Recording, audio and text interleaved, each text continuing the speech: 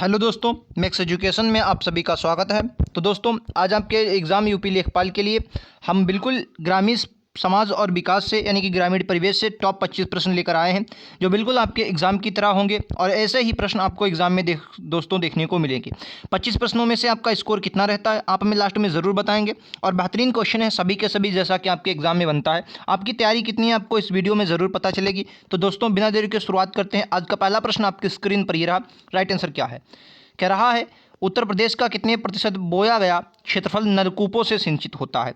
दोस्तों, आपको पता है उत्तर प्रदेश जो है यूपी है वो नलकूप के सिंचाई में नंबर 1 पर है। ठीक है, सबसे ज़्यादा सिंचाई नलकूपों से होती है हमारे यहाँ। उसके दूसरे नंबर पर नहरों से होती है। ठीक है, तो आपके एग्जाम में यह भी प्रश्न बन सकता है कि सबसे ज़्यादा सिंचाई किससे करता है भारत यूपी। तो आपको याद रखना नलकूपों से सबसे ज़्यादा सिंचाई की जाती है, याद रखेंगे। ठीक है, तो याद रखेंगे 72%। कितने सर? 72% जो सिंचाई की जाती है वो नलकूपों से की जाती है। ये बात आपको याद रखनी है। कितना? 72%। तो राइट आंसर बी होगा। आपको ये बात याद रखनी है। बेहतरीन प्रश्न है। चलिए एक और क्वेश्चन आपके दिखाता हूँ। अगला प्रश्न आपके स्क्रीन पर ये रहा। राइट आंसर इस क्वेश्चन का क्या होगा? बेहतरीन क्वेश्चन है आपके एग्जाम के लिए, बहुत इंपॉर्टेंट प्रश्न है ये, आपको एग्जाम में देखने को जरूर मिलेगा। चलिए एक क्वेश्चन ये रहा। ये इस क्वेश्चन को पहले करते हैं। क्या निम्नलिखित में से किस स्थान पर कृषि विश्वविद्यालय नहीं है? यूपी में कृषि विद्यालयों की बात की गई है। कानपुर में, फैजाबाद, मेरठ या आपका आगरा। क्वेश्चन का राइट आंसर क्या होगा? कृषि विश्वविद्यालय नहीं है। तो आपको कानपुर में चंद्रशेखर देखने को मिल जाएगा, फैजाबाद में भी आपका है, और मेरठ में आपका कौन सा? मेरठ में सरदार वल्लभ भाई पटेल के नाम पर जो है वो मेरठ में आपको देखने को मिल जाएगा। लेकिन आगरा में कोई कृषि विश्वविद्यालय नहीं। एक आपको झांसी में देखने को मिलता है। कहाँ पर सर? झांसी में एक देखने को आपको मिलता है। कहाँ पर बोलेंगे? झांसी में। ठीक है, और एक कृषि विश्वविद्यालय जो है वो आपको देखने को मिलता है बांदा में। एक कहाँ से? बांदा में, यूपी में देखने को मिलता है। ये बात आपको याद रखनी है। ठीक है, चलिए नेक्स्ट क्वेश्चन पर हम लोग चलते हैं। अगला प्रश्न आपके स्क्रीन पर ये रहा। बेहतरीन प्रश्न है, प्रश्न को पढ़ते हैं फिर आपको आंसर देना है। केंद्र सरकार ने राष्ट्रीय न्यूनतम मजदूरी के स्तर में वृद्धि की घोषणा सितंबर 2003 में की थी। तदनुसार मजदूरी की न्यूनतम स्तर कितने रुपए प्रतिदिन किया गया था, ये आपको बताना है। कहने का मतलब ये है कि 2003 में, कब सर? 2003 में न्यूनतम मजदूरी की घोषणा की, और आपको बताना है कि मजदूरी का स्तर न्यूनतम कितना रखा गया। तो मैं आपको बता देता हूँ, 115 रुपये जो था न्यूनतम मजदूरी का जो था वो मजदूरी का स्कोर मतलब रुपए रखे गए थे। कितना? 115 रुपये। तो राइट आंसर इसका तीसरा होगा। आपको ये बात याद रखनी है। बेहतरीन सभी के सभी प्रश्न हैं बिल्कुल आपके एग्जाम की दृष्टि से। अगला प्रश्न आपकी स्क्रीन पर ये रहा। राइट आंसर क्या होगा? ये प्रश्न बिल्कुल आपके सिलेबस के अनुसार है। क्या उत्तर प्रदेश के कतिपय क्षेत्रों में भूमिहीन जो श्रमिक होते हैं उन्हीं परिवारों के खेतों में श्रम करना पड़ता है जहाँ उनके माता पिता करते थे। यह प्रथा क्यों जारी है? मतलब यह प्रथा क्यों जारी है, मतलब इस प्रथा को क्या कह सकते हैं आप समझिएगा मेरी बात। कहने का मतलब यह है कि जो माता पिता होते हैं, माता पिता मान लिया किसी के मतलब ए परिवार के घर काम करते थे, कोई ए नाम का कोई परिवार है जहां माता पिता काम करते थे। अब इन माता पिता के बच्चे हुए, और बच्चे भी क्या करते हैं? बच्चे भी कहाँ? इस ए ही परिवार के अंतर्गत काम करते हैं। तो इसे जजमानी प्रथा के अधीन आता है। ये सब किसके अधीन आता है सर? ये जजमानी प्रथा के अधीन आता है। तो पहला इस क्वेश्चन का राइट आंसर होगा, आपको याद रखना है। पहला राइट आंसर हो जाए, ये जजमानी प्रथा के अंतर्गत आता है। नेक्स्ट क्वेश्चन आपकी स्क्रीन पर दोस्तों ये रहा। राइट आंसर क्या होगा? बहुत ही बेहतरीन प्रश्न ये भी है, इंपॉर्टेंट है आपके एग्जाम की दृष्टि। राइट आंसर क्या है? क्वेश्चन कह रहा है कि ग्राम विकास की मूल अवधारणा 3 बुनियादी संस्थाएं हैं। कितनी बुनियादी संस्थाएं ग्रामीण विकास की अवधारणा में आपके एग्जाम में अगर बनता है तो क्या बोलेंगे? 3 बुनियादी संस्थाएं हैं। इनको मतलब केंद्र ने चिन्हित किया। चिन्हित किसने किया है? तो क्या बोलेंगे? केंद्र ने इनको चिन्हित किया है। ठीक है, याद रखेंगे। प्रदेश में भी यही एजेंसियां काम कर रही हैं, मतलब अपने यूपी में भी ये एजेंसियां काम कर रही हैं, 3 एजेंसियां। तो आपको बताना उनके नाम क्या क्या, कौन कौन सी वो एजेंसियां हैं। तो क्या कहने का मतलब है? कहने का मतलब ये है कि जो केंद्र सरकार ने 3 ग्रामीण विकास के मूल अवधारणा के लिए 3 समितियां बनाई हैं। मैं आपको बता देता हूं, उनमें सबसे नंबर 1 पर आती है पंचायत। क्या आती है? पंचायत। ठीक है, पंचायत के बाद आपको सहकारी समितियां याद रखनी। कौन बोलेंगे? सहकारी समितियां याद रखेंगे। ठीक है, और फिर प्राथमिक विद्यालय। ये 3 बहुत इंपॉर्टेंट हैं आपके एग्जाम के लिए, जो ग्रामीण विकास में मूलधारा। देखो, पंचायतों का बहुत कुछ कार्य होता है, सहकारी समितियां और विद्यालय पढ़ाई के लिए इंपॉर्टेंट होते हैं, और इंपॉर्टेंट पढ़ाई होगी तो महत्वपूर्ण होगा। ठीक है, तो राइट आंसर क्या होगा? चौथा इस क्वेश्चन का राइट आंसर है। चलो नेक्स्ट क्वेश्चन पर अपन लोग चलते हैं। अगला प्रश्न आपकी स्क्रीन पर ये रहा। ये प्रश्न आपके एग्जाम में 110% आपको देखने को मिलेगा। क्या निम्नलिखित में से कौन सा कीटनाशी नहीं है? क्या बोलेंगे? क्लोरोपाइलीफेरास, रोगोस, आइसोप्रोट्यून, एंड्रोसल्फान। तो क्या होगा? आइसोप्रोट्यूरान जो है ये आपका क्या है? आइसोप्रोट्यूरान जो है ये आपका क्या है? ये कीटनाशी नहीं है। ठीक है, ये आपका कीटनाशी नहीं, बाकी आपके ये कीटनाशी है। ठीक है, तो इस तीसरा इस क्वेश्चन का राइट आंसर होगा। आपको ये बात याद रखनी है। नेक्स्ट क्वेश्चन आपकी स्क्रीन पर ये रहा। राइट आंसर क्या होगा? ये भी बहुत इंपॉर्टेंट प्रश्न है। क्या निम्नलिखित में से कौन खरपतवारनाशी है? निम्नलिखित में से कौन वारनासी है। तो क्या इसका राइट आंसर होगा? 2,4-D है, मैलाथियन है, जिंक सल्फाइड या सेल्फॉस? तो क्या होगा? 2,4-D। 2,4-D इस क्वेश्चन का राइट आंसर होगा। आपको याद रखना 2,4-D राइट आंसर है। तो पहला इस क्वेश्चन का राइट आंसर होगा। नेक्स्ट क्वेश्चन आपकी स्क्रीन पर ये रहा। इस क्वेश्चन का राइट आंसर आपको बताना है। क्या वायु प्रदूषण से मानव को बीमारी कौन सी पैदा होती है? बिल्कुल ऐसा ही एग्जाम में आपके प्रश्न दोस्तों छपेंगे। आपके यूपी लेखपाल में जिस दिन 19 जून को एग्जाम में बैठेंगे तो आप इस क्लास को ज़रूर, अगर आपको याद रहा तो आप याद करेंगे, ठीक है। इस क्लास को आपको रट लेना है। ये 25 प्रश्न आपके एग्जाम में यहाँ से 3 से 4 क्वेश्चन आपको देखने को मिलेंगे, ठीक है। क्या रहा है? दमा एवं क्षय, दमा और क्षय तपेदिक रोग दोनों जो होते हैं ये क्या होते हैं? ये वायु प्रदूषण से होने वाले रोग हैं। तो तीसरा इस क्वेश्चन का राइट आंसर होगा। चलो नेक्स्ट क्वेश्चन आप इनकी स्क्रीन पर ये रहा। क्या होगा? राइट आंसर बोलेंगे। क्या रहा है? डॉक्टर मेहता, डॉक्टर मेहता समिति का संबंध किससे है? बोलेंगे IRDP से, बीमा क्षेत्र से, भुगतान संतुलन से या कृषि शाखा से? क्या होगा? 4 ऑप्शन आपको दिए गए। तो क्या बोलेंगे? IRDP से। IRDP से क्या है? IRDP की प्रगति पर पुनर्विचार से संबंधित कौन? डॉक्टर मेहता समिति। तो राइट आंसर क्या होगा? ये इस क्वेश्चन का राइट आंसर होगा। समितियां आपके एग्जाम में बहुत इंपॉर्टेंट है। 1-2 क्वेश्चन आपको समितियों से जरूर मिलेंगे। एक क्वेश्चन तो 110% पक्का है। नेक्स्ट क्वेश्चन आपकी स्क्रीन पर ये रहा। क्या रहा है? वेरी इंपॉर्टेंट प्रश्न। ये प्रश्न प्रीवियस ईयर क्वेश्चनों से भरपूर है। क्या रहा है? गांव के कुओं का मनुष्य की क्रियाकलापों से ही प्रदूषित होता है। मतलब गांव का कुआं होता है, कुआं के आसपास आपको पता है लोग आते हैं पानी भरने के लिए, तो ये प्रदूषित होता है, गांव के क्रियाकलापों से ये प्रदूषित होता है। तो इसके रोकने के क्या क्या उपाय हैं ये आपको बताएं। देखिए पहली बात, कुओं में गंदे बर्तन ना डालें। आपको पता है जो कुएं से पानी निकाला जाता है बर्तनों के द्वारा निकाला जाता है। अगर इसमें बर्तन गंदे ना डाले जाएं तो ये आपका प्रदूषित नहीं होगा। ये बिल्कुल बात सही है। कुओं के पनघट के चारों ओर तरफ गंदगी नहीं होनी चाहिए। आपने देखा होगा जो कुएं होते हैं, कुएं के चारों तरफ इस प्रकार से पनघट बना होता है, ठीक है, ईंटों का, पक्की ईंटों का पनघट बना होता है। तो कह रहा है कि पनघट के चारों तरफ गंदगी नहीं हो। ये बात बिल्कुल सही है, आपकी पनघट के चारों तरफ गंदगी नहीं होनी चाहिए। कह रहा कुओं में यदा कदा लाल दवा का प्रयोग हो, ये भी बात सही है। तो आपके सभी ऑप्शन बिल्कुल सही हो जाएंगे। इसमें आप क्या लगा सकते हैं? सभी ऑप्शन आपके क्या हैं? सभी सही हैं, ठीक है, सभी सही हैं, ठीक है। क्लियर है ये बात? ऐसे प्रश्न आपके एग्जाम में आपके जो बनते हैं, ठीक है। चलो नेक्स्ट क्वेश्चन। क्या भारतीय पर्यावरण दिवस कब मनाया जाता है? आपने 5 जून को अंतर्राष्ट्रीय पर्यावरण जरूर सुना होगा। 5 जून को क्या बनाया जाता है? अंतर्राष्ट्रीय पर्यावरण बनाया जाता है 5 जून। हुआ क्या था? UNEP की स्थापना होती है। UNEP की स्थापना होती है कब सर? 5 जून 1972 को। 5 जून 1972 को स्थापना होती है और इसलिए अंतर्राष्ट्रीय क्या बनाया जाता है? अंतर्राष्ट्रीय पर्यावरण दिवस। और ये बनाया जाना स्टार्ट कब से हुआ? आपको ये भी याद रखना है, 1974 से बनाया जाना स्टार्ट हुआ, ठीक है, 1974 से याद रखेंगे। तो प्रतिवर्ष जो होता है भारतीय पर्यावरण दिवस 19 नवंबर को, कब बोलेंगे?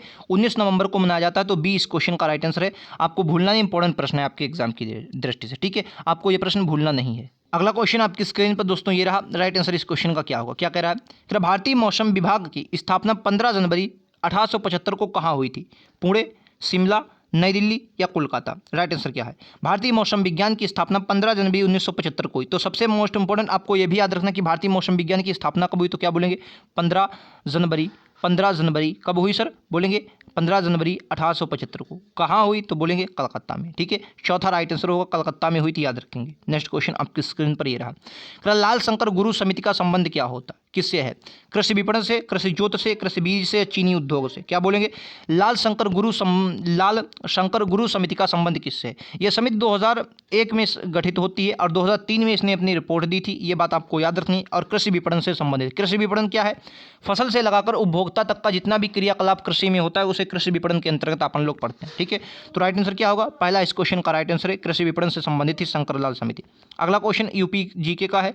कह रहा है अमीर खुसरो का जन्म कहाँ हुआ था? पटियाली, कन्नौज, लखनऊ या मिर्जापुर? तो क्या बोलेंगे? पटियाली, एटा। एटा अमीर खुसरो का जन्म हो जाता। खड़ी बोली के जनक कहे जाते हैं? क्या बोलेंगे सर? खड़ी बोली के जनक थे अमीर खुसरो। तोताए हिंद के नाम से जाना जाता है और निजामुद्दीन औलिया के शिष्य थे। ये भी बात आपको याद रखनी है। Next question. क्या है पशुओं के संक्रमण बीमारी वाला रोग कौन सा है? पशुओं के संक्रामक बीमारी वाला रोग कौन सा होता है? टीबी, स्वाइन फीवर, पोकनी या उपरोक्त सभी? क्या बोलेंगे? तो राइट याद रखना है, जो पशुओं के संक्रामक मतलब क्या होता है? एक पशु से दूसरे पशु में फैलता है। तो क्या बोलेंगे? टीबी। याद रखेंगे, पहला इस क्वेश्चन का राइट आंसर होगा टीबी जो होता है। पोकनी नहीं, पोकनी या स्वाइन फ्लू ये गलत है, ठीक है।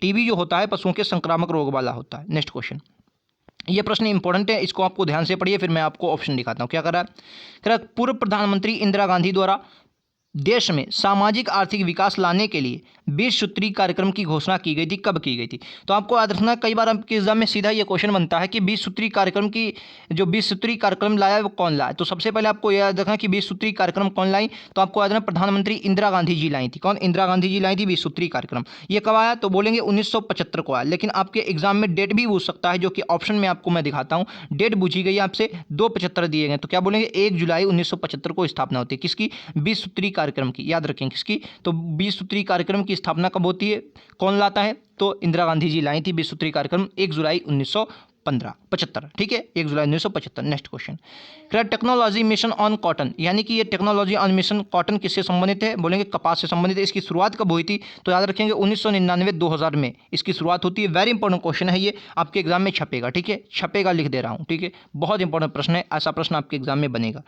चलो नेक्स्ट क्वेश्चन, रहा है बीमा ग्राम योजना की शुरुआत कब हुई थी? बीमा ग्राम योजना की शुरुआत हुई थी। देखिए, आपको योजनाएं भी ग्राम से रिलेटेड ही पढ़नी है, क्योंकि ग्रामीण विकास में ऐसे क्वेश्चन आपके बनते हैं कि वो योजना भी आपसे ग्रामीण की ही पूछेगा। तो राइट आंसर 2002 इस क्वेश्चन का क्या होगा? 2002 इस क्वेश्चन का राइट आंसर है दूसरा। याद रखें, छपने वाला प्रश्न है। बीमा ग्राम योजना किससे संबंधित है? 2002 में आई थी। कटिबंधीय फल कौन सा है? वेरी इंपॉर्टेंट क्वेश्चन है। कटिबंधीय फल कौन सा है? केला, नाशपाती, आंवला या बादाम? तो क्या बोलेंगे? जो कटिबंधीय फल के अंतर्गत आता है वो केला आता है। तो राइट आंसर क्या है? पहला। ये कटिबंधीय फल के अंतर्गत आता है। ये छपने वाला प्रश्न है आपके एग्जाम में, कटिबंधीय फल। नेक्स्ट क्वेश्चन, इसमें मैं गारंटी ले सकता हूँ बहुत से क्वेश्चन ऐसे होंगे जो आपने पढ़े भी नहीं होंगे और जो कि आपके लिए इंपॉर्टेंट है। अगला क्वेश्चन कह रहा कि अग्रणी बैंक योजना, क्या बोलेंगे? अग्रणी बैंक योजना के अंतर्गत अग्रणी बैंक से इनके लिए किसको अपनाने की आशा की गई थी? कहने का मतलब ये है कि अग्रणी बैंक योजना लाई जाती है। ठीक है, और उनमें कहा गया कि जो जिला होंगे, जिला सबसे पहले इनको अपनाएंगे। कहने का मतलब जो अग्रणी बैंक योजना आई उसमें जिले सबसे ज़्यादा अपनी भागीदारी निभाएं। ये प्रश्न आपके एग्जाम में ऐसे ही सीधा छपेगा। ठीक है, तो अग्रणी बैंक योजना के बारे में आपको याद रखना है, जिले से संबंधित थी। नेक्स्ट क्वेश्चन आपकी स्क्रीन पर ये रहा। यह प्रश्न आपको जरूर पढ़ना है। क्या कह रहा है समझिएगा। कह रहा अन्नपूर्णा योजना केंद्र सरकार ने ग्रामीण विकास मंत्रालय द्वारा 1 अप्रैल 2000 से प्रारंभ की। कब सर? 1 अप्रैल 2000 से प्रारंभ की। अब किस वर्ष के दौरान इसे राज्य योजना के अंतर्गत हस्तांतरित कर दिया गया? कहने का मतलब यह है, एक अंत्योदय योजना की शुरुआत जो की जाती है वो 1 अप्रैल 2000 को की जाती। कब की? 1 अप्रैल 2000 को की जाती। अब क्या हुआ? अब इसे राज्य योजना के अंतर्गत ला दिया गया। किसके? राज्य योजना के अंतर्गत चलाया जा रहा है। तो आपको यह बताना है कि राज्य योजना के अंतर्गत कब आई, तो क्या बोलेंगे? 2002-3 में राज्य योजना के अंतर्गत आई थी। कब आई थी? 2002-3 में राज्य योजना के अंतर्गत कर दी गई थी, यानी कि सिर्फ 2 साल बाद इसे राज्य योजना के अंतर्गत ला दिया गया। तो तीसरा इस क्वेश्चन का बिल्कुल करेक्ट आंसर होगा। आपको याद रखना, आपके एग्जाम के लिए बहुत इंपॉर्टेंट है ये प्रश्न। ठीक है, चलिए नेक्स्ट क्वेश्चन पर दिखा चलता हूँ। अगला प्रश्न आपकी स्क्रीन पर ये रहा। अन्नपूर्णा योजना का आपसे उद्देश्य पूछ लिया गया है, जो कि बहुत इंपॉर्टेंट है। क्या कह रहा है? अन्नपूर्णा योजना का उद्देश्य क्या था? तो कह रहा है अन्नपूर्णा उद्देश्य ग्रामीण पशुओं के राशन उपलब्ध, सिर्फ पशुओं के राशन नहीं उपलब्ध कराना, ये बात गलत है। अत्यधिक उत्पादन बढ़ाने के पर जोर नहीं। निर्धन और बेसहारा जो वरिष्ठ नागरिक हैं उनको निःशुल्क खाद्यान्न उत्पादन कराने के लिए क्या सर अन्नपूर्णा योजना की शुरुआत की गई थी। तो राइट आंसर क्या होगा? तीसरा इस क्वेश्चन का बिल्कुल करेक्ट आंसर है, आपको याद। अगला क्वेश्चन आपकी स्क्रीन पर क्या है? कह रहा शीतोष्ण जलवायु के फल कौन से हैं? शीतोष्ण जलवायु के फल कौन कौन से? तो क्या बोलेंगे? अखरोट हो गया, बादाम हो गया और आड़ू। ये क्या है? शीतोष्ण जलवायु के फल हैं और इंपॉर्टेंट फल हैं। इस पर इंपॉर्टेंट लगाएंगे, इस मोहर पर इंपॉर्टेंट की मोहर लगाएंगे। शीतोष्ण कटिबंधीय जलवायु के फल हैं। बेहतरीन प्रश्न है, आपके एग्जाम में छपेगा। अखरोट, बादाम और आड़ू भूलना नहीं है। नेक्स्ट क्वेश्चन ये रहा आपकी स्क्रीन पर। क्या प्रदेश में दूध के साथ मांस की पूर्ति जरूरी है? इसके लिए बकरी की किस्मों के कौन सी उपयोगी रहती है? तो बकरी की किस्में आपने बहुत अच्छे से पढ़ी होंगी। तो देखिए, मांस जो होता है, यानी कि कहने का मतलब है बकरी की किस्में, जो हमारे यहाँ दूध गरीब की भैंस कहा जाता है बकरी को। तो राइट आंसर क्या होगा? जमुनापारी। जमुनापारी बकरी जरूरी है। तो राइट आंसर क्या होगा? सी, तीसरा इस क्वेश्चन के लिए। ठीक है, नेक्स्ट क्वेश्चन आपकी स्क्रीन पर। आज का अंतिम प्रश्न आपके लिए ये रहा। राइट आंसर क्या होगा समझिएगा। यह प्रश्न बहुत इंपॉर्टेंट है। कह रहा है ग्राम सभा क्षेत्र में मिट्टी का परीक्षण कराकर भुरभुरी चूनायुक्त मिट्टी को पाया जाता है। चूनायुक्त पाया जो गेहूं के लिए उपयुक्त नहीं है, यानी कि जो भुरभुरी चूनायुक्त मिट्टी होती है जो गेहूं के लिए उपयुक्त नहीं है, जबकि जलवायु गेहूं के लिए उपयुक्त थी। मतलब पहले जो जलवायु थी वो गेहूं के लिए उपयुक्त थी, लेकिन अब जब परीक्षण किया गया है तो पाया गया कि ये जो है वो चूनायुक्त भुरभुरी मिट्टी है, तो गेहूं के लिए उपयुक्त नहीं है। तो निम्नलिखित में से किसकी बुवाई उपयुक्त हो सकती है? तो आप इसमें जौ की बुवाई कर सकते हैं। किसकी? हालांकि गेहूँ और जौ आप साथ साथ भी बो सकते हैं, गेहूं और जौ दोनों की दोनों किसकी, रबी की फसलें हैं। क्या बोलेंगे, रबी की फसलें हैं। तो राइट आंसर इस क्वेश्चन का क्या होगा, जौ होगा। तो दोस्तों आपको बताना है 25 में से आपने कितना स्कोर किया। क्वेश्चन कैसे लगे, बेहतरीन प्रश्न थे आपके एग्जाम के लिए। ऐसे प्रश्न 110% आपको देखने को मिलेंगे। वीडियो कैसा लगा जरूर बताएं, और ऐसे लगातार प्रश्नों के लिए शेयर, सब्सक्राइब एंड लाइक। मिलते हैं अगले वीडियोज़ में। आज के लिए इतना ही। Thank you.